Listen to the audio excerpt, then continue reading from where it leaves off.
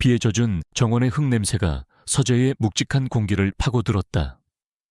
나는 남편, 권희성 회장의 서재 한가운데에 서 있었다. 평소라면 그의 허락 없이는 감히 들어올 생각도 못할 공간. 하지만 그는 오늘 밤늦게까지 이어지는 해외 바이어와의 저녁 식사에 가 있었다. 나는 그저 그가 며칠 전부터 찾던 만년필을 찾아주려 했을 뿐이었다. 정말 그게 다였다. 오래된 마호가니, 책상 가장 아래쪽 서랍, 손이 잘 닿지 않는 깊숙한 곳에서 딱딱한 상자 하나가 손끝에 걸렸다. 만년필 케이스는 아니었다. 호기심에 이끌려 그것을 꺼냈을 때 나는 그것이 낡고 까만 가죽 상자라는 것을 알았다. 자물쇠는 없었다. 마치 열어보라는 듯 먼지 쌓인 뚜껑은 힘없이 들렸다. 그리고 그 안에서 내 세상이 무너져 내렸다. 수십, 아니 수백 장은 되어 보이는 사진들이었다. 모두 내 사진이었다. 대학 시절 동아리 방에서 친구들과 웃고 있는 나, 첫 직장 사무실에서 꾸벅꾸벅 졸고 있는 나, 그리고 강민준과 함께 있는 나, 민준, 내 전 약혼자, 우리가 함께 갔던 남이섬의 단풍나무 길, 처음으로 커플링을 맞추고 수줍게 웃던 날의 카페, 사소한 다툼 끝에 그의 등을 돌리고 걸어가던 내 뒷모습까지 사진들은 파파라치가 찍은 것처럼 교묘하고 집요했다. 내가 전혀 의식하지 못했던 순간들이 필름 위에 박제되어 있었다. 심장이 얼음물에 담긴 듯 차갑게 가라앉았다. 손이 가늘게 떨려왔다. 사진 몇 장이 바닥으로 팔랑거리며 떨어졌다. 사진들 밑에는 낡은 수첩 몇 권이 더 있었다. 떨리는 손으로 첫 번째 수첩을 펼쳤다. 그건 단순한 일기가 아니었다. 촘촘하고 반듯한 글씨체. 지금의 내 남편 권희성의 필체와 똑같았다. 3월 14일. 신지은. 강민준과 강남의 이탈리아엔 레스토랑에서 저녁 흰색 원피스를 입었다. 웃는 모습이 유난히 아름다웠다. 강민준은 그녀의 말을 제대로 듣고 있지 않았다. 그 자리에 앉아 있는 건 나여야 했다. 5월 2일. 두 사람 결혼식장을 알아보러 다님. 신지은은 들떠 보였지만 강민준의 얼굴엔 피곤함이 역력했다. 그는 그녀를 가질 자격이 없다. 7월 19일. 강민준. 압구정의 한 배서 다른 여자와 만남. 증거 사진 확보. 신지은이 이 사실을 알게 되면 얼마나 상처받을까. 하지만 썩은 가지는 쳐내야 새싹이 돋는 법이다. 조금만 더. 머릿속에서 무언가 툭 하고 끊어지는 소리가 났다. 숨을 쉴 수가 없었다. 이건 사랑이 아니었다. 이건 철저히 계획된 연극이었다. 내 불행을 먹잇감으로 삼아 나를 차지하기 위해 짜인 거대한 각본이었다. 나를 절망의 구렁텅이에서 구해준 왕자님. 그 왕자님이 사실은 나를 그 구렁텅이로 밀어넣은 장본인이었다.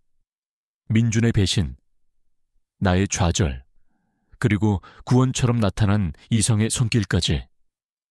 모든 것이 그의 설계 안에 있었다.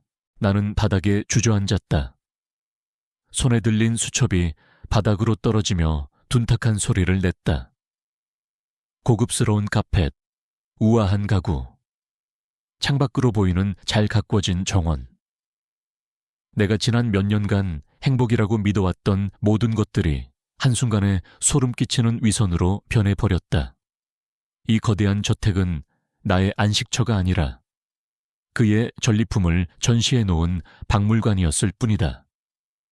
그리고 나는 그 박물관에서 가장 비싼 전시품이었다. 어쩌다 이렇게까지 되었을까?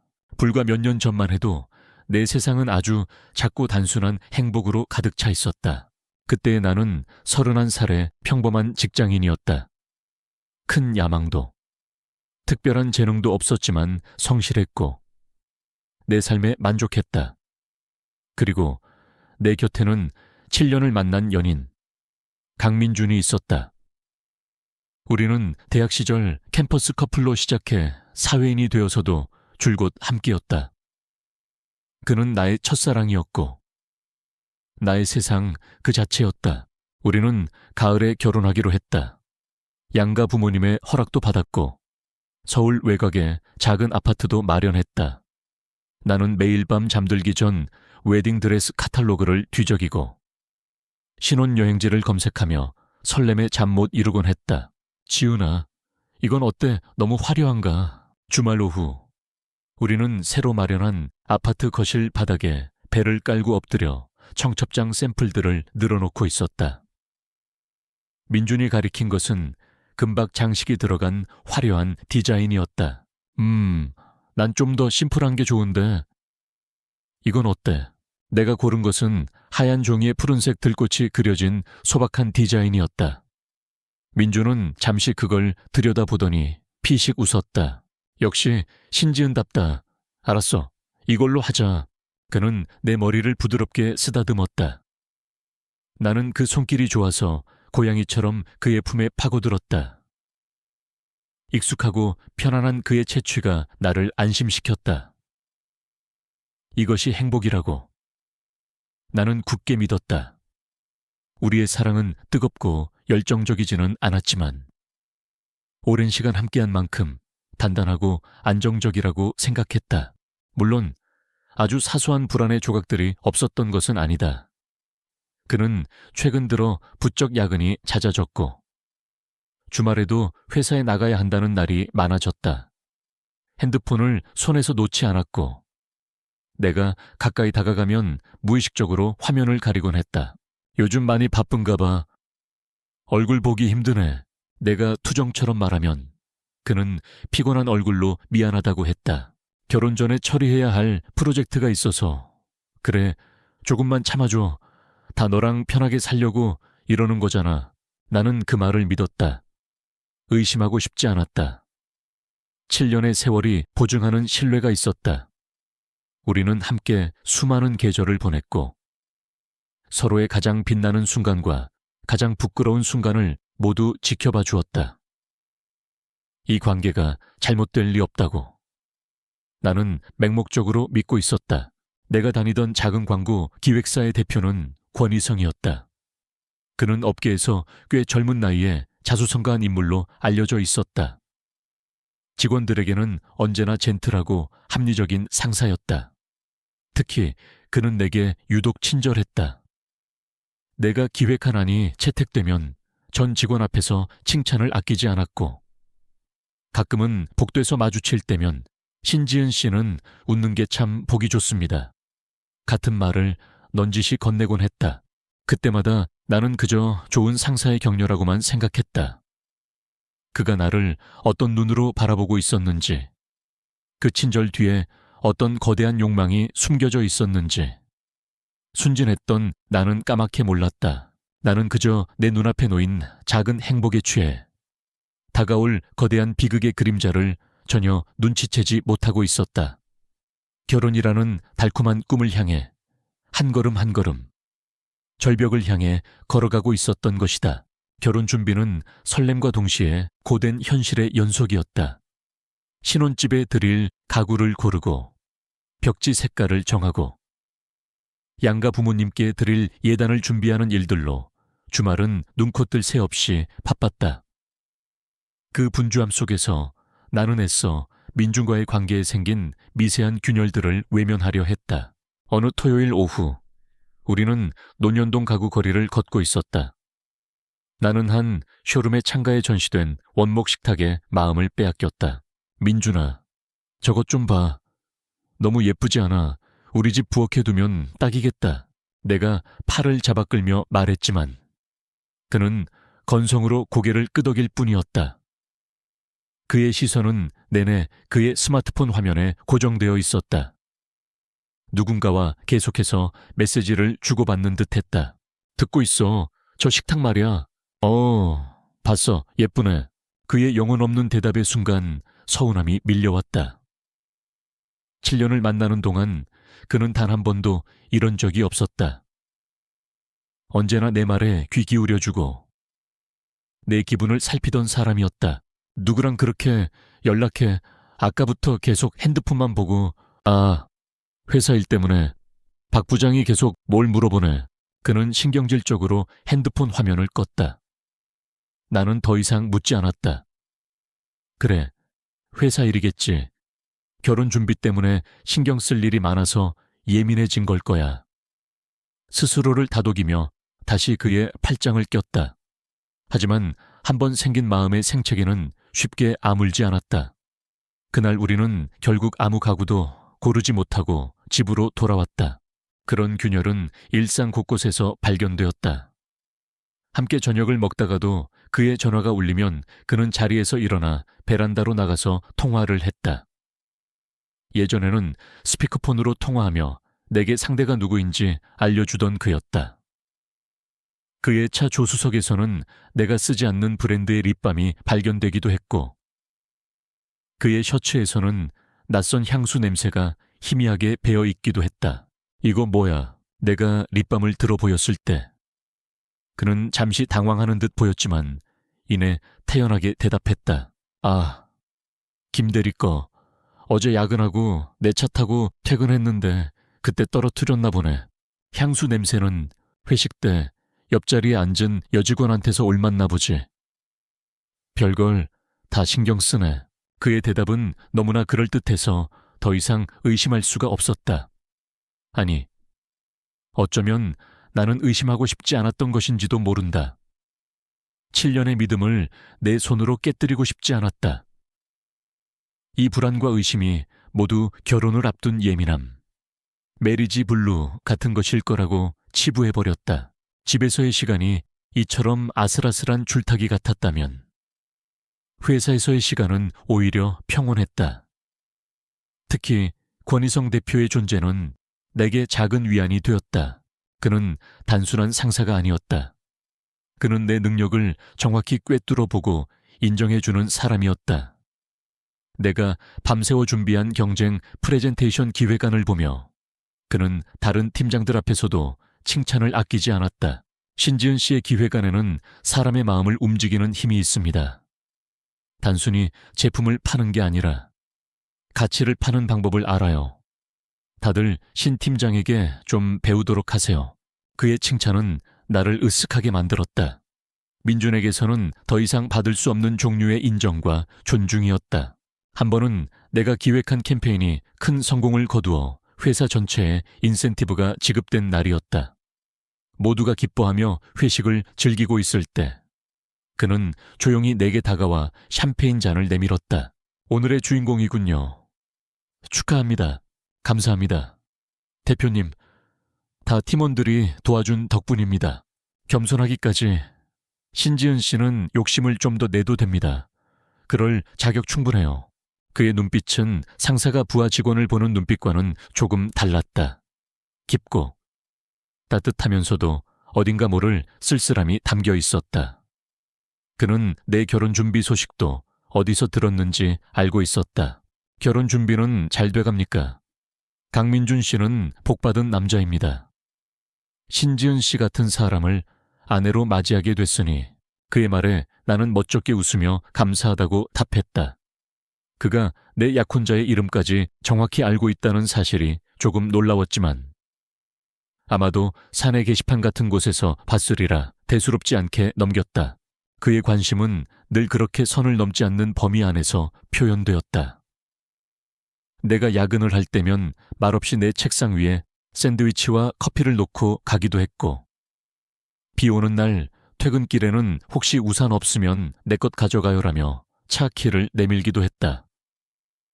물론 나는 한사코 거절했지만 그 따뜻한 배려만으로도 얼어붙었던 마음이 조금은 녹아내리는 기분이었다. 민준과의 관계가 삐걱거릴수록 나는 무의식적으로 권희성 대표의 안정적인 모습에 기대고 있었는지도 모른다. 그는 언제나 그 자리에 있는 거대한 나무 같았다. 흔들림 없고 듬직하고 언제든 기댈 수 있는. 그날 밤도 그랬다. 민준은 또다시 급한 야근이 생겼다며 저녁 약속을 취소했다. 혼자 남아 차게 식은 저녁을 먹고 있자니 왈칵 눈물이 쏟아졌다. 행복해야 할 결혼 준비 기간이 왜 이렇게 외롭고 불안한 걸까? 내가 너무 많은 것을 바라는 걸까? 수많은 생각들이 머릿속을 헤집었다. 그때 권희성 대표에게서 메시지가 왔다. 아마도 낮에 보고했던 프로젝트 관련해서 보낸 업무 메시지였을 것이다. 수고했어요. 신 팀장. 늦게까지 고생 많았네요. 주말 푹 쉬어요. 짧은 격려의 메시지였다. 하지만 그 순간 그 어떤 위로의 말보다도 더 큰 힘이 되었다. 누군가 나의 노력을 알아봐주고 나를 걱정해주고 있다는 사실. 그 단순한 사실 하나만으로도 나는 다시 버틸 힘을 얻었다. 나는 민준에게서는 채워지지 않는 감정적 공허함을 나도 모르는 사이에 다른 사람에게서 위로받고 있었다. 그것이 앞으로 닥쳐올 거대한 비극의 서막이라는 사실은 꿈에도 모른 채 보이지 않는 균열은 점점 더 넓고 깊게 벌어지고 있었다. 운명의 그날은 유난히 하늘이 맑았다. 마치 곧 닥쳐올 폭풍우를 비웃기라도 하듯 민주는 아침부터 검은색 정장을 차려입고 분주했다. 오늘은 중요한 본사 임원들과의 저녁 식사가 있다고 했다. 오늘 좀 늦을 거야. 기다리지 말고 먼저 차. 현관을 나서며 그가 내 뺨에 가볍게 입을 맞췄다. 나는 그의 넥타이를 바로잡아주며 고개를 끄덕였다. 그의 입맞춤이 그 어느 때보다 차갑고 형식적으로 느껴졌지만 나는 애써 그 느낌을 지워버렸다. 혼자 남은 집은 유독 고요했다. 나는 청소를 하고 저녁으로 먹을 김치찌개를 끓이며 무료한 시간을 보냈다. TV를 켜봐도 책을 읽어봐도 좀처럼 마음에 들어오지 않았다. 거실 테이블 위에 놓인 그의 핸드폰이 진동하기 시작한 것은 저녁 8시가 조금 넘은 시각이었다. 처음에는 무시했다. 중요한 전화라면 다시 오겠지 싶었다. 하지만 진동은 끈질기게 이어졌다. 드르륵, 드르륵. 고요한 집 안에서 그 소리는 점점 더 크게 울리며 내 신경을 갉아먹었다. 혹시 정말 급한 회사 일일까? 임원들과의 저녁 식사 자리라는데 그가 핸드폰을 두고 간 것을 알면 얼마나 당황할까? 망설임 끝에 나는 핸드폰을 집어들었다. 발신자는 저장되지 않은 번호였다. 나는 잠시 고민하다 통화 버튼을 눌렀다. 어차피 내가 받아서 그에게 핸드폰을 두고 갔다고 알려주면 그만이라고 생각했다. 여보세요. 내 목소리에 수학이 넘어는 순간 조용해졌다. 그리고 이내 앳되고 애교 섞인 여자의 목소리가 들려왔다. 누구세요? 강민준 씨, 핸드폰 아니에요. 맞는데요. 누구시죠? 심장이 쿵 하고 내려앉는 기분이었다. 여자는 잠시 머뭇거리는 듯 하더니 이내 아무것도 모른다는 듯 명랑한 목소리로 말했다. 저 민준 오빠 회사 동료인데요. 오빠가 뭘 놓고 가셔서요. 혹시 지금 어디 계신지 아세요? 회사 동료. 그래, 회사 동료일 수 있지. 나는 스스로를 안심시키려 애썼다. 하지만 여자의 목소리 톤, 민준 오빠라는 그 다정한 호칭이 독처럼 귓가에 번졌다. 오늘 임원분들이랑 저녁 식사 있다고. 내 말이 채 끝나기도 전에 여자가 까르르 웃는 소리가 수화기를 통해 날카롭게 파고들었다. 임원이요. 네. 뭐 그렇다고 할 수 있죠. 아무튼 이거 꼭 전해주셔야 해요. 오빠, 아까 레스토랑에 재킷 놓고 갔다고 다시 돌아와서 가져가든지 아니면 내가 오빠 집으로 가져다 줄까? 순간 세상의 모든 소리가 사라졌다. 레스토랑, 재킷, 내가 오빠 집으로 가져다 줄까? 머릿속이 하얗게 비어버렸다. 손이 덜덜 떨려 핸드폰을 놓칠 것만 같았다. 여자는 내 대답이 없자 재차 물었다. 저기요, 듣고 계세요. 누구세요? 당신. 내 목소리는 나조차도 믿을 수 없을 만큼 차갑고 낮게 가라앉아 있었다. 수화기 너머의 여자는 그제야 상황이 이상하다는 것을 눈치챈 듯했다. 잠시 침묵이 흘렀다. 그리고 그녀가 무언가 말하려던 찰나 옆에서 다른 남자의 목소리가 희미하게 들려왔다. 자기야, 누구랑 통화해? 전화는 그대로 뚝 끊겼다. 나는 한동안 그 자리에 못 박힌 듯 서 있었다. 손에 들린 핸드폰이 마치 시한폭탄처럼 느껴졌다. 모든 퍼즐 조각이 한꺼번에 맞춰졌다. 잦은 야근, 비밀스러운 통화, 낯선 향수 냄새, 그리고 오늘 아침의 그 차가운 입맞춤까지 모든 것이 거짓이었다. 7년의 세월이, 우리의 사랑이, 내가 믿었던 모든 것이 한순간에 산산조각 나버렸다. 얼마나 지났을까? 현관문 비밀번호 누르는 소리가 들리고 민준이 허둥지둥 집 안으로 들어왔다. 그는 소파 위에 멍하니 앉아있는 나와 내 손에 들린 자신의 핸드폰을 번갈아 보더니 얼굴이 새하얗게 질렸다. 지은아, 그가 변명을 하려고 입을 열었다. 하지만 나는 그 말을 들을 필요가 없었다. 아니, 듣고 싶지 않았다. 나는 자리에서 일어나 아무 말 없이 약지 손가락에 끼워져 있던 커플링을 뺐다. 우리의 3주년 기념일에 그가 맞춰준 영원이라는 단어가 작게 새겨진 반지였다. 나는 반지를 거실 테이블 위에 올려놓았다. 쨍 하고 차가운 소리가 났다. 그 소리가 우리의 끝을 알리는 신호 같았다. 누구야? 내가 처음으로 입을 열었다. 목소리는 갈라져 나왔다. 그는 아무 말도 하지 못했다. 그저 고개를 숙일 뿐이었다. 그의 침묵이 가장 잔인한 긍정이었다. 얼마나 됐어? 미안하다, 지은아. 얼마나 됐냐고 물었어. 그는 한참을 망설이다가 모기만 한 목소리로 대답했다. 6개월. 우리가 결혼식장을 예약하고 신혼 가구를 보러 다니고 청첩장을 고르던 바로 그 시간이었다. 그는 내 옆에서 미래를 약속하며 웃고 있었지만 그의 마음은 이미 다른 곳을 향해 있었던 것이다. 나는 더 이상 눈물이 나지 않았다. 슬픔보다 더 큰 배신감이 온몸을 지배했다. 내 인생의 일부를, 내 청춘의 가장 빛나는 시기를 통째로 도둑맞은 기분이었다. 나가, 지은아. 제발, 내가 다 설명할게. 한 번만 나가. 나는 그의 눈을 똑바로 쳐다보며 말했다. 내 눈에는 더 이상 그에 대한 사랑이나 연민이 남아있지 않았다. 텅 빈 껍데기만 남았을 뿐.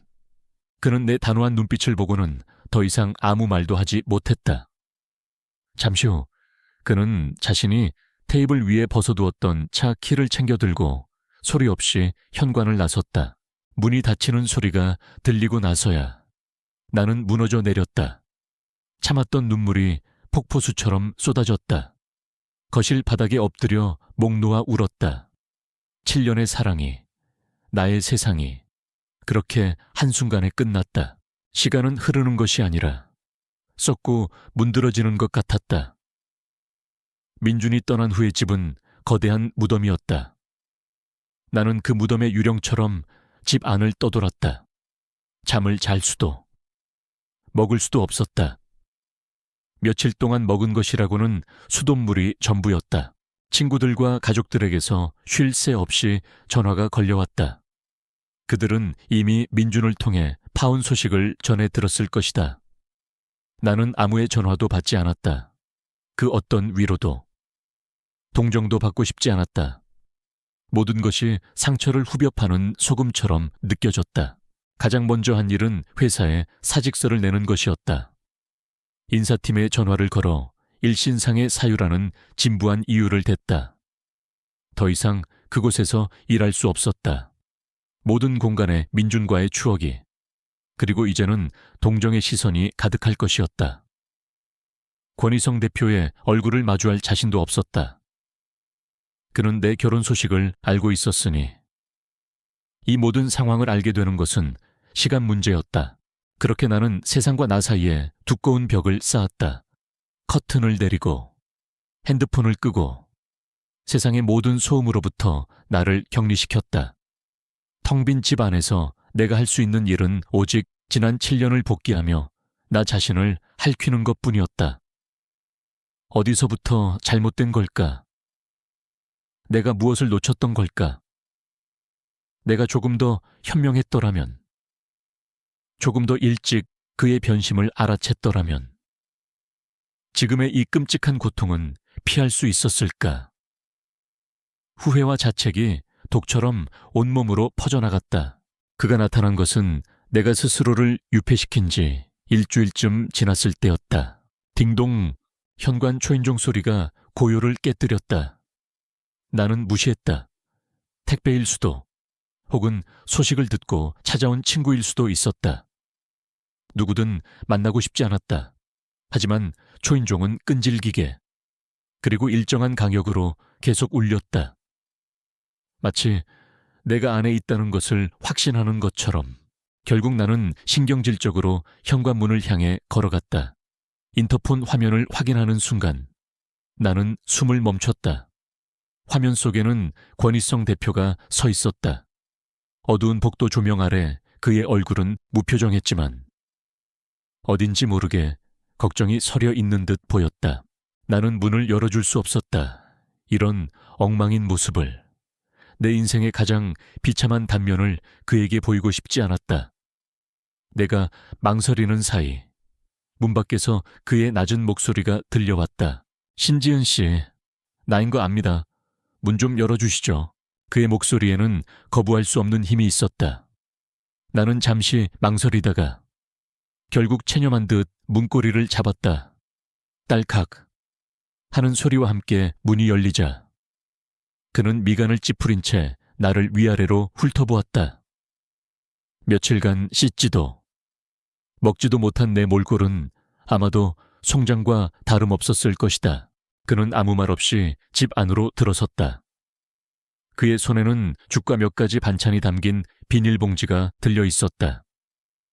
그는 어지럽혀진 거실을 한번 둘러보더니 식탁 위에 잡동사니들을 한쪽으로 치우고는 그가 가져온 것들을 올려놓았다. 인사팀 통해서 소식 들었습니다. 전화도 안 받고 걱정돼서 와봤습니다. 나는 아무 대답도 하지 못하고 그저 그를 멍하니 바라보았다. 그가 왜 여기에 온 걸까? 상사로서의 의무감 아니면 단순한 동정. 그는 내 시선은 아랑곳하지 않고 능숙하게 죽 그릇의 뚜껑을 열었다. 따뜻한 김과 함께 고소한 전복죽 냄새가 퍼졌다. 며칠 만에 처음으로 맡는 음식 냄새에 속이 울렁거렸다. 아무것도 먹지 못했을 것 같아서요. 일단 좀 먹어요. 얘기를 하더라도 뭐라도 먹고 나서 합시다. 그는 숟가락까지 내 손에 쥐어주었다. 나는 여전히 움직이지 않았다. 그러자 그는 작게 한숨을 쉬더니 의자를 끌어와 내 맞은편에 앉았다. 내가 다그치려는 것도 위로하려는 것도 아닙니다. 그냥 사람이 망가지는 꼴은 못 보겠습니다. 신지은 씨는 이런 일로 무너질 사람이 아니지 않습니까? 그의 말에 굳게 닫혀있던 눈물샘이 터져버렸다. 무너질 사람이 아니다. 그 말 한마디가 내 마음의 가장 약한 부분을 건드렸다. 나는 아이처럼 소리내어 울기 시작했다. 지난 일주일간 억지로 눌러왔던 모든 서름과 분노와 비참함이 한꺼번에 터져 나왔다. 그는 내가 우는 동안 아무 말도 하지 않았다. 그저 조용히 앉아 내가 울음을 그칠 때까지 기다려주었다. 성급한 위로나 어설픈 조언 대신 그는 침묵으로 나를 위로했다. 한참을 울고 나니 신기하게도 허기가 느껴졌다. 나는 퉁퉁 부은 눈으로 그가 내밀었던 죽그릇을 바라보았다. 그는 내 마음을 읽기라도 한 듯 죽그릇을 내 쪽으로 조금 더 밀어주었다. 먹어요. 그래야 힘을 내죠. 나는 떨리는 손으로 숟가락을 들어 죽을 한 입 떠먹었다. 따뜻하고 부드러운 죽이 식도를 타고 넘어가는 순간 비로소 내가 살아있다는 감각이 희미하게 돌아왔다. 그날 나는 그가 지켜보는 앞에서 죽 한 그릇을 전부 비웠다. 그는 그 후로도 매일같이 나를 찾아왔다. 언제나 음식이 담긴 봉투를 들고서 그는 많은 것을 묻지 않았다. 그저 내가 먹는 것을 확인하고 내가 잠시라도 바깥바람을 쐴 수 있도록 나를 차에 태워 한강변을 달리기도 했다. 그는 거대한 폭풍우 속에서 내가 떠내려가지 않도록 붙잡아준 유일한 밧줄이었다. 나는 나도 모르는 사이에 그에게 완전히 의지하기 시작했다. 그의 방문이 유일한 하루의 스케줄이 되었고 그의 목소리가 내가 듣는 유일한 세상의 소리였다. 절망의 늪에서 허우적거릴 때 그는 구원처럼 내게 손을 내밀었다. 나는 그 손을 잡았다.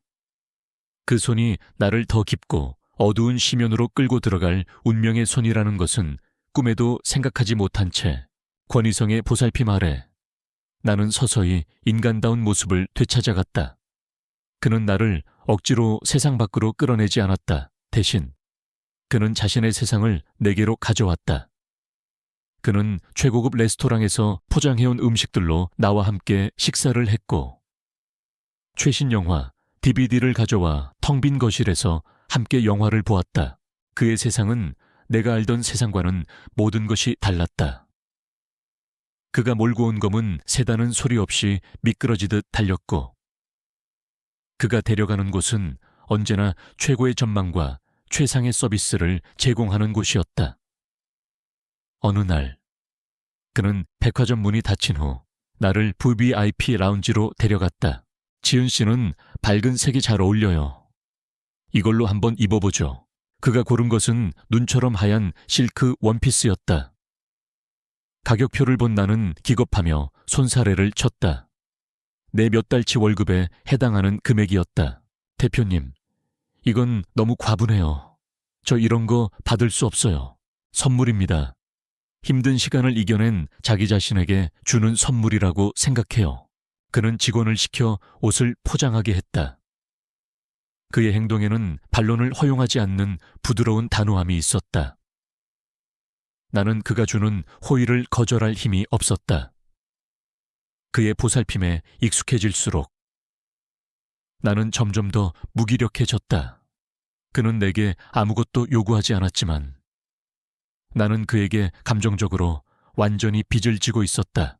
그는 나를 망가뜨린 과거의 흔적들을 지우고 그 위에 권희성의 여자라는 새로운 정체성을 덧칠하고 있었다. 나는 그것을 알면서도 저항하지 않았다. 민준이 남긴 상처가 너무 깊어서 과거의 나를 지워버리고 새로운 사람으로 태어날 수만 있다면 뭐든 할 수 있을 것 같았다. 그가 청혼을 한 것은 우리가 만난 지 꼭 석 달째 되던 날 밤이었다. 그는 남산타워가 한눈에 보이는 호텔의 스카이라운지를 통째로 빌렸다. 아름다운 야경과 감미로운 재즈 선율, 그리고 우리 둘뿐이었다. 모든 것이 비현실적인 영화의 한 장면 같았다. 지은 씨, 그가 샴페인 잔을 내려놓으며 나를 불렀다. 그의 눈빛은 그 어느 때보다 진지했다. 나 지은 씨를 처음 본 순간부터 마음에 담았습니다. 나는 놀라 아무 말도 할 수 없었다. 그가 나에게 개인적인 호감을 가지고 있을 거라고는 짐작했지만 그게 첫눈에 반했다는 식의 고백일 줄은 몰랐다. 힘들어하는 모습을 보면서 내내 마음이 아팠습니다. 더 이상 지은 씨가 혼자 아파하는 걸 보고 싶지 않아요. 내가 평생 지켜주고 싶습니다. 그는 자리에서 일어나 내 앞에 한쪽 무릎을 꿇었다. 그리고 그의 손에는 벨벳 상자가 들려 있었다. 상자가 열리자 눈부시게 빛나는 다이아몬드 반지가 모습을 드러냈다. 나와 결혼해 주시겠습니까? 머릿속이 하얘졌다. 심장이 미친 듯이 뛰기 시작했다. 결혼, 민준에게 배신당한 후 내 인생에서 가장 끔찍하고 저주스러운 단어가 되어버린 그것을 지금 다른 남자가 내게 제안하고 있었다. 너무 빨라. 이건 말도 안 돼. 이성이 경고의 목소리를 냈다. 나는 그에 대해 아는 것이 거의 없었다. 그의 가족, 그의 과거, 그의 친구들, 나는 그의 껍데기만 알고 있을 뿐이었다. 나는 그를 사랑하지도 않았다. 이것은 사랑이 아니라 동정과 부채감으로 얽힌 기형적인 관계일 뿐이었다. 하지만 다른 한편에서는 악마의 속삭임이 들려왔다. 이걸 거절하면 다시 그 어둡고 차가운 원룸으로 돌아가야 해. 혼자서 사람들의 동정 어린 시선을 받으며 평생을 살아야 한다고. 강민주는 다른 여자와 행복하게 살 텐데 너만 이렇게 비참하게 남아있을 거야. 고개를 들자 나를 바라보는 그의 간절한 눈빛이 보였다. 그는 내게 새로운 삶을 약속하고 있었다. 과거의 상처를 완벽하게 덮어버릴 수 있는 화려하고 안정된 미래 민준에게. 그리고 세상을 향해 내가 이렇게 잘 살고 있다는 것을 보여줄 수 있는 완벽한 복수. 나는 무엇이 두려웠던 걸까? 다시 혼자가 되는 것 아니면 이 달콤한 구원의 손길을 놓쳐버리는 것. 오랜 침묵 끝에 나는 아주 작은 목소리로 대답했다. 그 한마디에 그의 얼굴에 환한 미소가 번졌다. 그는 조심스럽게 내 왼손 약지에 반지를 끼워주었다. 차가운 금속의 감촉이 어색했다. 반지에 박힌 다이아몬드는 서울의 야경보다 더 눈부시게 빛났지만 어쩐지 그 빛이 따뜻하게 느껴지지는 않았다. 나는 그날 밤 사랑이 아닌 공포와 욕망을 연료 삼아 내 인생의 가장 중요한 결정을 내렸다. 과거로부터의 도피이자 미래를 향한 도박이었다. 그렇게 나는 한 남자의 배신으로 부서진 삶을 다른 남자를 통해 서둘러 봉합해버렸다. 깨진 그릇을 어설프게 붙여놓으면 언젠가 다시 부서지고 만다는 단순한 진리를. 그때의 나는 애써 외면하고 있었다. 우리의 결혼식은 잡지에 실릴 법한 완벽한 그림 같았다. 국내 최고의 호텔에서 정재계 인사들이 하객으로 참석한 가운데 나는 수억 원을 호가하는 웨딩드레스를 입고 버진 로드를 걸었다. 모든 것이 권희성의 연출이었다. 나는 그저 하얀 드레스를 입고 미소를 짓는 마네킹 인형에 불과했다. 사람들은 나를 보며 신데렐라라고 수군거렸지만 나는 그들의 부러움 섞인 시선 속에서 어릿광대가 된 기분이었다. 결혼 후 우리는 서울 외곽의 성 같은 저택에 살았다. 집에는 우리를 돕는 도우미, 아주머니와 운전기사가 상주했다. 내 옷장은 내가 평생 입어도 다 못 입을 명품 옷들로 채워졌고 식탁에는 매일같이 호텔 주방장이 만든 것 같은 요리들이 올라왔다. 나는 문자 그대로 손 하나 까딱할 필요가 없는 삶을 살게 되었다. 처음에는 그 모든 것이 꿈만 같았다. 지독한 현실에서 벗어나 완벽한 안식처를 찾았다고 생각했다. 하지만 시간이 지날수록 나는 그 화려함이 정교하게 만들어진 금빛 새장이라는 것을 깨닫기 시작했다. 결혼 후 첫 주말이었다. 나는 조심스럽게 그에게 다시 일을 시작하고 싶다는 뜻을 내비쳤다. 이제 마음도 많이 추슬렀고 작은 회사라도 다시 들어가서 일하고 싶어요. 그러자 그는 부드럽게 내 손을 감싸주며 말했다. 지은아, 왜 힘든 일을 사서 하려고 해? 당신은 이제 그럴 필요 없어. 내가 있는데 그래도 전체 일을 하는 게 좋아요. 집에서 이렇게 시간만 보내는 건 좀. 내가 당신을 힘들게 일하게 하려고 결혼한 줄 알아. 당신은 그냥 편안하게 내가 해주는 것들을 누리기만 하면 돼. 그게 내가 바라는 전부야. 그의 목소리는 더없이 다정했지만 그 안에는 거절을 용납하지 않겠다는 굳은 심지가 느껴졌다. 나는 더 이상 아무 말도 할 수 없었다. 내 경력, 내 사회적 관계, 내 자아실현의 욕구는 아내라는 이름 아래 간단히 묵살되었다. 그의 통제는 거기서 그치지 않았다. 그는 나의 모든 인간관계를 재단하려 했다. 오랜만에 대학 동기에게서 연락이 와 약속을 잡았다고 말하자 그는 미간을 살짝 찌푸렸다. 그 친구, 아직도 그 작은 회사 다닌다고 했나? 네. 왜요? 아니, 그냥 이제 당신 위치가 달라졌으니까 사람들을 만날 때 좀 조심해야 한다는 뜻이야.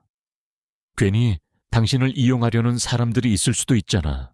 그의 말은 그럴듯하게 들렸다. 하지만 친구를 만나고 온 날이면 그는 마치 취조라도 하듯 시시콜콜 모든 것을 캐물었다. 누구를 만났는지, 무슨 얘기를 했는지, 친구가 내게 무언가 부탁을 하지는 않았는지.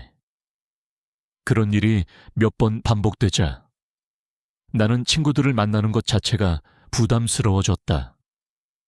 결국 나는 하나둘씩 약속을 거절하기 시작했고 자연스럽게 옛 친구들과의 관계는 끊어졌다.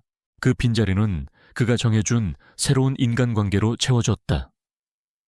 그는 나를 재벌가 부인들의 사교 모임이나 자선 파티에 데리고 다녔다. 그곳의 여자들은 값비싼 옷과 보석으로 치장한 채 서로의 부와 남편의 지위를 과시하기에 바빴다. 나는 그들 사이에서 겉돌았다. 웃고는 있었지만 마음은 텅 비어갔다. 나의 하루는 그의 스케줄에 맞춰 돌아갔다. 아침에 그가 출근하는 것을 배웅하고 그가 돌아올 시간에 맞춰 저녁을 준비하고 그를 기다리는 것. 그것이 내 하루의 전부였다. 그가 출장이라도 가는 날이면 나는 이 거대한 저택에 홀로 갇힌 신세가 되었다. 그는 하루에도 몇 번씩 전화를 걸어 나의 일과를 확인했다. 지금 뭐해? 그냥 책 읽고 있었어요. 심심하겠네.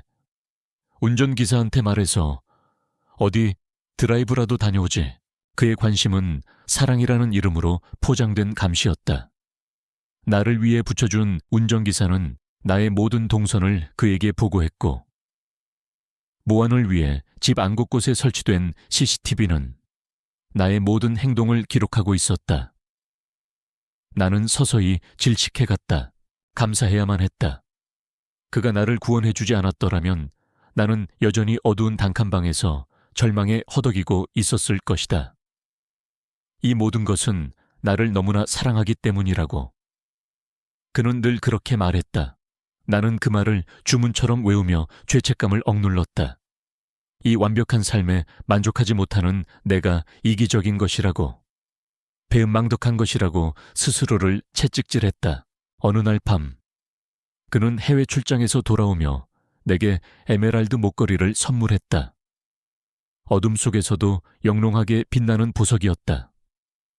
그는 직접 내 목에 목걸이를 걸어주며 속삭였다. 당신은 세상에서 가장 아름다운 것만 가질 자격이 있어. 나는 거울 앞에 서서 목에 걸린 목걸이를 내려다보았다. 차갑고 묵직한 보석의 감촉이 느껴졌다. 그것은 아름다운 목걸이가 아니라 내 목에 채워진 값비싼 개목걸이처럼 느껴졌다. 거울 속에는 화려하게 치장했지만 눈빛은 공허한 낯선 여자가 서 있었다. 나는 모든 것을 가졌지만 결국 아무것도 갖지 못했다. 가장 중요한 나 자신을 잃어버렸으니까 의심의 씨앗은 아주 사소한 말 한마디에서 싹 텄다. 남편의 비즈니스 파트너들을 위한 부부 동반 파티에서였다. 나는 여느 때처럼 그의 옆에 서서 인형처럼 미소 짓고 있었다. 술이 거나하게 취한 한 중년의 건설사 사장이 그에게 다가와 어깨를 툭 치며 말했다. 야, 권 회장은 정말 대단해. 일도 잘하고 사랑도 쟁취하고 말이야. 사모님을 어찌나 오래 마음에 품고 다녔는지. 우리 같은 사람들은 다 안다니까. 그 모시기 하는 친구랑 만날 때부터 지켜봤다면서. 순간 내 귀를 의심했다. 주변의 소음이 아득해지고 오직 그 말만이 머릿속을 맴돌았다. 모시기 하는 친구랑 만날 때부터 지켜봤다.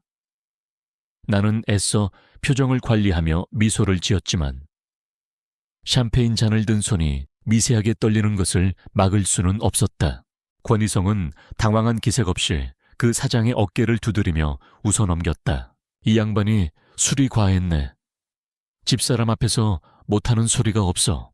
그는 능숙하게 화제를 다른 곳으로 돌렸지만 나는 더 이상 파티에 집중할 수 없었다.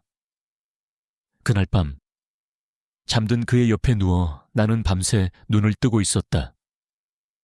그 사장의 말이 단순한 술주정이었을까 아니면 내가 애써 외면해왔던 진실의 파편이었을까. 그날 이후 나는 과거의 기억들을 필사적으로 되짚기 시작했다. 무심코 지나쳤던 그의 말과 행동들이 하나둘씩 섬뜩한 퍼즐 조각처럼 떠올랐다. 결혼 초 그는 나를 강원도의 한적한 바닷가에 있는 작은 카페로 데려간 적이 있었다. 그는 당신이 좋아할 것 같아서 라고 말했다. 그곳은 민준과 내가 1주년을 기념했던 우리 둘만의 비밀 장소였다. 나는 그때 그저 놀라운 우연이라고만 생각했다. 지금 생각해보니 그건 우연일 수가 없었다. 지도에도 잘 나오지 않는 그 낡은 카페를 그가 어떻게 알았을까? 한 번은 그가 내게 향수를 선물한 적이 있었다. 내가 평소 쓰지 않는 브랜드의 낯선 향수였다. 하지만 그 향기는 이상하게 익숙했다. 한참을 고민한 끝에 기억해냈다. 그것은 몇 년 전 민준이 내 생일 선물로 주었던 것과 똑같은 향수였다. 나는 그 사실을 그에게 단 한 번도 말한 적이 없었다. 그뿐만이 아니었다. 그는 내가 좋아하는 음식, 내가 즐겨 듣는 음악, 심지어는 내가 민준과 다툴 때마다 습관처럼 하던 말버릇까지 알고 있었다. 당신은 화가 나면 입술을 꾹 깨무는 버릇이 있더군. 당신은 매운 음식을 잘 못 먹으면서도 떡볶이는 좋아하지. 그의 세심함에 감동했던 순간들이 이제는 소름 끼치는 감시의 증거가 되어 나를 옥죄어 왔다. 그는 나를 사랑한 것이 아니었다. 그는 나를 연구하고 수집하고 있었던 것이다. 파혼 직후 그가 어떻게 귀신같이 내 집 주소를 알고 찾아왔던 걸까? 내가 회사에 사직서를 낸 바로 다음 날 그는 마치 기다렸다는 듯이 내 앞에 나타났다. 그 모든 것이 정말 우연이었을까? 불안감은 꼬리에 꼬리를 물고 커져갔다. 나는 그의 서재를 맴돌기 시작했다. 이전에는 관심도 없었던 공간. 그가 자신만의 공간이라며 내가 들어오는 것을 은근히 꺼렸던 곳. 그곳에 모든 비밀이 숨겨져 있을 것만 같았다. 어느 날 오후 그가 급한 회의로 집을 비운 사이 나는 마침내 용기를 내어 그의 서재 문을 열었다. 묵직한 가죽과 오래된 종이 냄새가 훅 끼쳐왔다. 사방을 둘러싼 책장, 거대한 원목 책상. 모든 것이 그의 권위와 부를 과시하는 듯했다. 나는 어디서부터 찾아봐야 할지 막막했다. 책상 위를 뒤져봐도 보이는 것은 각종 서류와 계약서뿐이었다. 서랍을 하나씩 열어보았지만 마찬가지였다. 내가 너무 예민하게 구는 걸까? 어쩌면 그 사장의 말은 정말 술주정이었고 이 모든 것은 내 상상력이 만들어낸 망상일지도 모른다.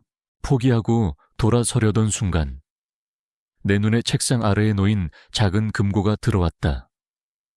최신식 지문 인식 금고였다. 일반적인 서류를 보관하는 용도는 아님이 분명했다. 저 안에 무엇이 들어있을까?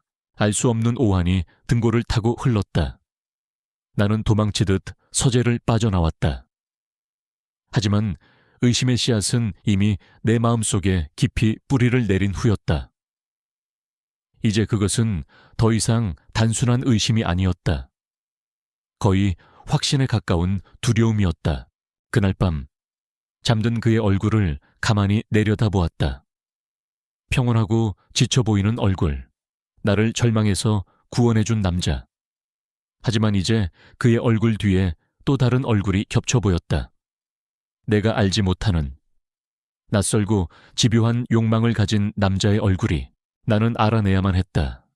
그가 숨기고 있는 진실이 무엇인지, 그 진실이 나를 완전히 파괴하게 될지라도 이 지옥 같은 불확실성 속에서 더 이상 살 수는 없었다.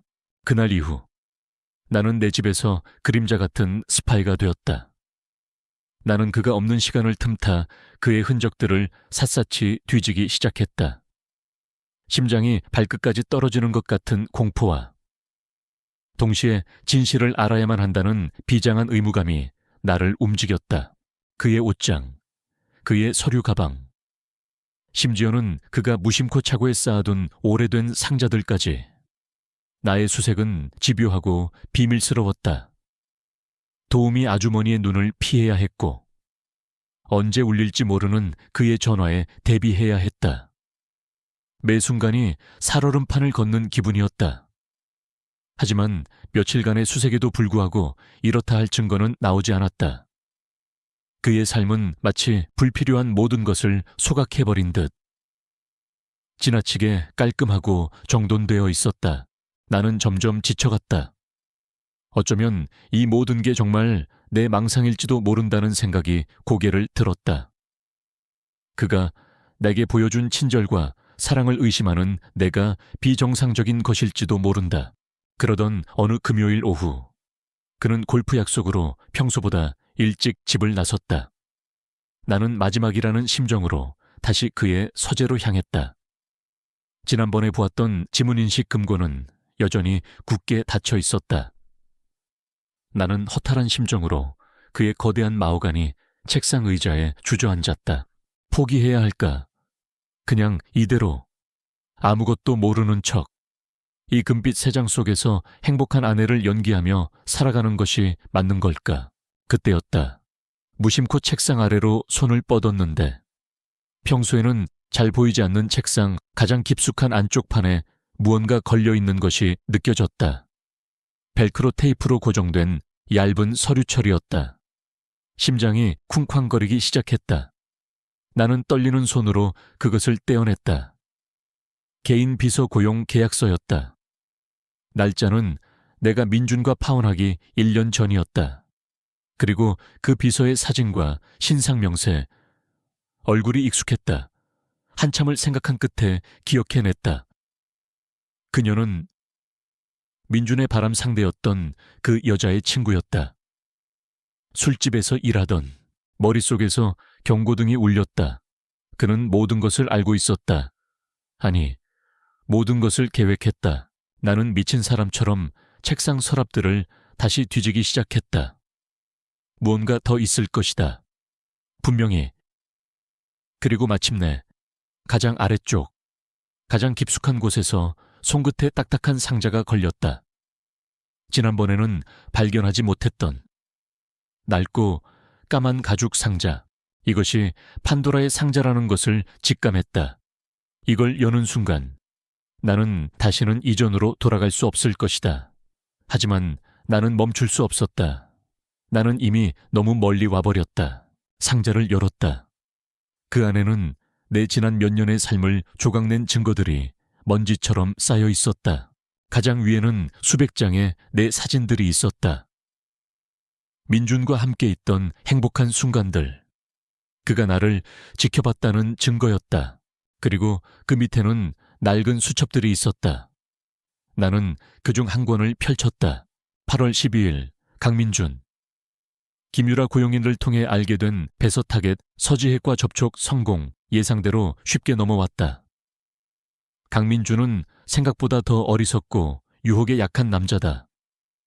신지은에게는 어울리지 않아. 10월 5일. 두 사람의 관계 깊어짐. 이제 슬슬 증거를 수집할 단계. 김율에게 보너스를 지급하고 두 사람이 함께 호텔에 들어가는 사진을 확보하라고 지시했다. 결정적인 순간에 사용해야 한다. 다음 해 7월 21일. 모든 준비 완료. 오늘 밤. 서지혜가 강민준의 핸드폰으로 전화를 걸 것이다. 신지은은 전화를 받을까? 그녀의 성격상. 분명히 받을 것이다. 이제 곧 막이 오른다. 그리고 그녀가 가장 절망적인 순간, 내가 그녀의 유일한 구원자가 될 것이다. 나는 숨을 쉴 수가 없었다. 손발이 차갑게 식고 온몸이 사시나무처럼 떨려왔다. 이건 악마의 계획서였다. 그는 내 불행을 연출하고 각본을 쓰고 주연 배우들을 섭외한 총감독이었다. 민준의 배신은 그의 계획의 일부였고 나는 그의 연극 무대 위에서 가장 비참한 역할을 맡은 배우였을 뿐이다. 상자 맨 밑바닥에는 노란 서류 봉투가 하나 더 있었다. 나는 마지막 남은 힘을 쥐어짜 봉투를 열었다. 그 안에는 그가 서지혜라는 여자에게 익명으로 보낸 이메일 출력물들이 들어있었다. 강민준 씨가 곧 약혼녀와 결혼합니다. 당신은 그저 잠시 즐기는 상대일 뿐입니다. 그가 당신에게 사준 명품 가방. 그 돈은 전부 약혼녀와 함께 모은 돈입니다. 이대로 바보처럼 당하고만 있을 겁니까? 그는 두 사람의 관계에 의심과 질투의 불씨를 던졌다. 그리고 결정적인 날, 그 여자가 민준에게 전화를 걸도록 유도한 것이다. 모든 것이 명백해졌다. 내가 겪었던 지옥 같은 고통, 죽고 싶을 만큼의 절망감, 그 모든 것이 이 남자, 내 남편이라고 불리는 사람의 손에 의해 정교하게 설계된 것이었다. 그는 나를 구원한 것이 아니었다. 그는 나를 소유하기 위해 내 인생을 파괴했다. 나는 바닥에 주저앉아 버렸다. 손에 들린 서류들이 힘없이 바닥으로 흩어졌다. 사진 속에서 행복하게 웃고 있는 과거의 내가 지금의 나를 비웃는 것 같았다. 내 삶은 거짓이었다. 내 사랑, 내 결혼, 내 행복, 모든 것이 한 남자의 끔찍한 집착이 만들어낸 거대한 사기극이었다. 나는 울지 않았다. 분노의 찻소리를 지르지도 않았다. 내 안의 모든 감정은 차갑게 식어 단단한 얼음 덩어리가 되어버린 듯했다. 나는 기계적으로 움직였다. 서재에서 찾아낸 모든 증거들을 거실의 거대한 대리석 테이블 위로 옮겼다. 나는 그것들을 마치 큐레이터가 유물을 전시하듯 정성껏 배열했다. 나의 과거가 담긴 사진들, 그의 집요한 관찰이 기록된 수첩들, 내 불행을 설계한 이메일 출력물까지. 그것은 한 남자의 뒤틀린 사랑에 대한 소름 끼치는 전시회였다. 모든 준비를 마친 나는 소파에 꿋꿋이 앉아 그를 기다렸다. 집 안은 죽음처럼 고요했다. 창밖으로 해가 지고 도시의 불빛이 하나둘 켜지기 시작했다. 나는 그 어둠 속에서 내 삶을 암전시킨 남자를 기다렸다. 밤 10시가 넘어 현관문이 열리는 소리가 들렸다. 다녀왔어. 여보. 평소와 다름없는 다정한 목소리. 그는 피곤한 기색으로 넥타이를 풀며 거실로 들어섰다. 그리고 테이블 위에 펼쳐진 광경을 보고 그 자리에 우뚝 멈춰 섰다. 그의 얼굴에서 표정이 사라졌다. 놀라거나 당황하는 기색은 없었다. 그는 마치 언젠가는 올 것이 왔다는 듯 모든 것을 체념한 사람처럼 보였다. 그는 천천히 테이블로 다가와 자신이 기록했던 수첩 한 권을 집어들었다. 그리곤 나를 바라보았다. 나는 아무 말 없이 그를 마주보았다. 묻고 싶은 말도 따지고 싶은 말도 없었다. 모든 진실은 이미 이 테이블 위에 낱낱이 펼쳐져 있었으니까 먼저 침묵을 깬 것은 그였다. 찾았구나. 그의 목소리는 이상할 만큼 차분했다. 마치 오랜 시간 준비해온 대사를 읊는 배우 같았다. 언젠가는 이날이 올 거라고 생각했어. 나는 차갑게 비웃었다. 그래서 이게 당신이 말하던 사랑이야. 내 목소리는 메마른 나무잎처럼 바스러졌다. 그는 들고 있던 수첩을 내려놓고 내게로 한 걸음 다가왔다. 그래. 그는 조금의 망설임도 없이 대답했다. 이게 내 사랑이야. 당신을 너무나 사랑해서. 가질 수만 있다면 무슨 짓이든 할 수 있었어. 당신은 그 자식 곁에서 서서히 시들어가고 있었어. 재능도, 아름다움도. 그놈은 아무것도 알아주지 않았지. 난 그걸 지켜볼 수가 없었어. 그의 눈빛은 광기로 번들거렸다. 그는 자신의 행동을 조금도 후회하지 않았다. 오히려 그것이 당연하고 정의로운 일이었다고 믿고 있었다. 내가 당신을 구한 거야. 지은아. 썩어빠진 과거에서 당신을 꺼내서. 당신에게 어울리는 완벽한 세상을 선물한 거라고. 내가 아니었다면 당신은 지금쯤 어떻게 살고 있었을 것 같아. 그저 그런 남자 옆에서 평생을 희생하며 살았겠지. 역겨움에 속이 뒤틀렸다. 그는 내 고통을 자신의 사랑을 증명하는 훈장처럼 여기고 있었다. 내 삶을 송두리째 흔들어 놓고 그것을 구원이라고 부르고 있었다. 사랑, 당신은 사랑이란 단어를 입에 담을 자격도 없어. 이건 사랑이 아니라 범죄야. 당신은 내 인생을 훔쳤어. 훔쳤다고 하니 제자리로 돌려놓은 거야. 당신은 처음부터 내 사람이었어야 해. 그가 내게 손을 뻗어 내 어깨를 잡으려 했다. 나는 비명을 지르며 그를 밀쳐냈다. 내 온몸의 세포가 그의 접촉을 거부했다. 내 몸에 손대지 마. 그는 뒤로 몇 걸음 물러섰다. 내 격렬한 반응에 조금은 충격을 받은 듯 보였다. 그의 얼굴에 처음으로 상처받은 듯한 표정이 스쳐 지나갔다.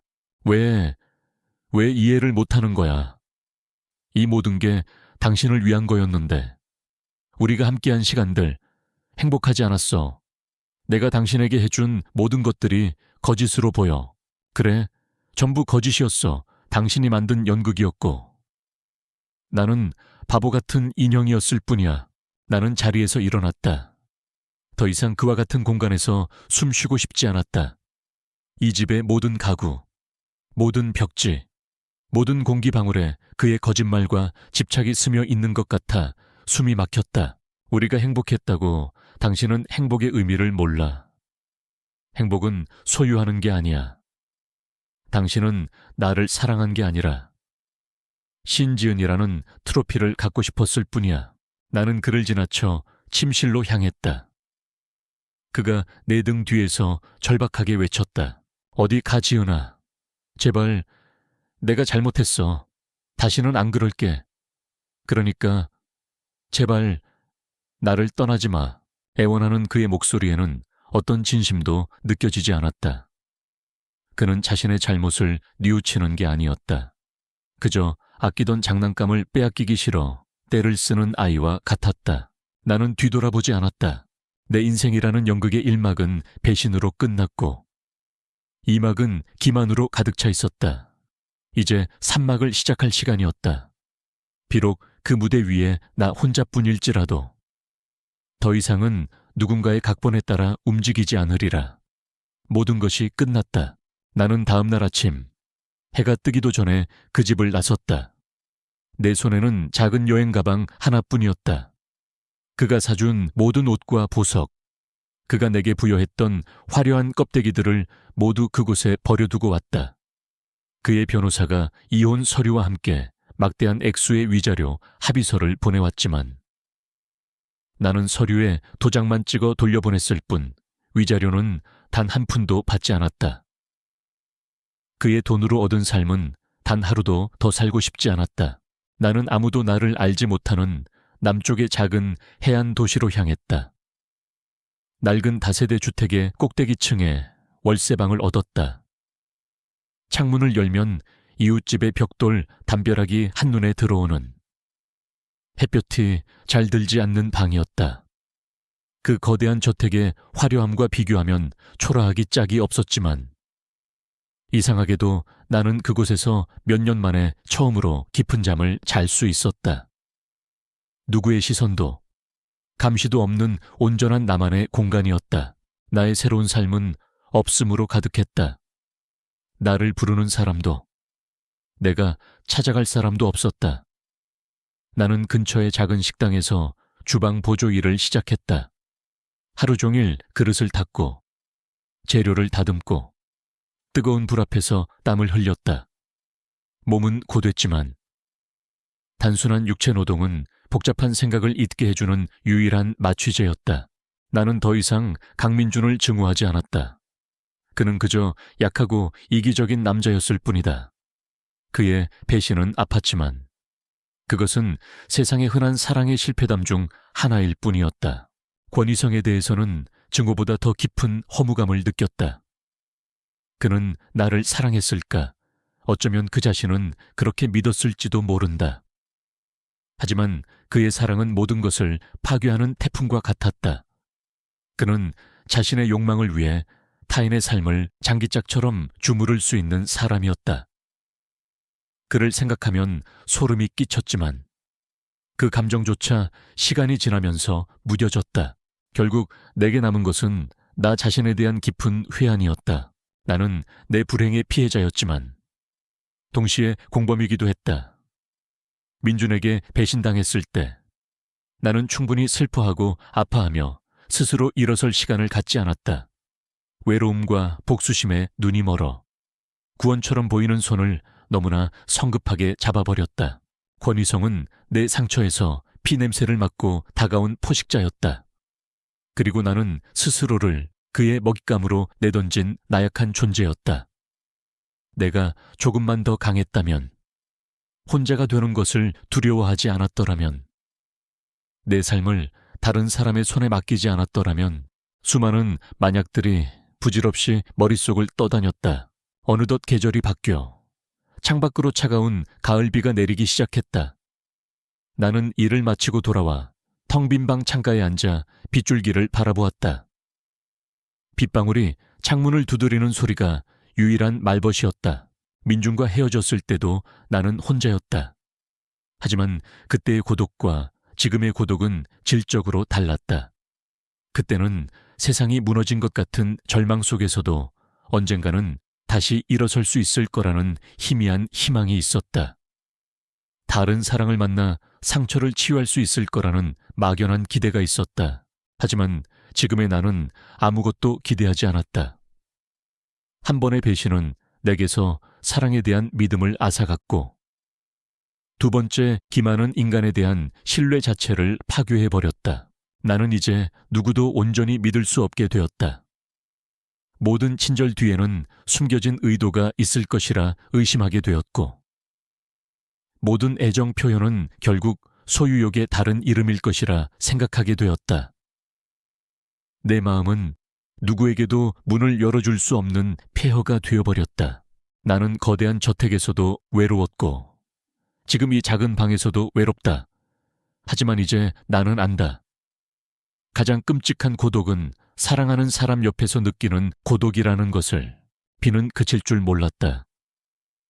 나는 빗물이 그려내는 얼룩진 창밖 풍경을 하염없이 바라보았다.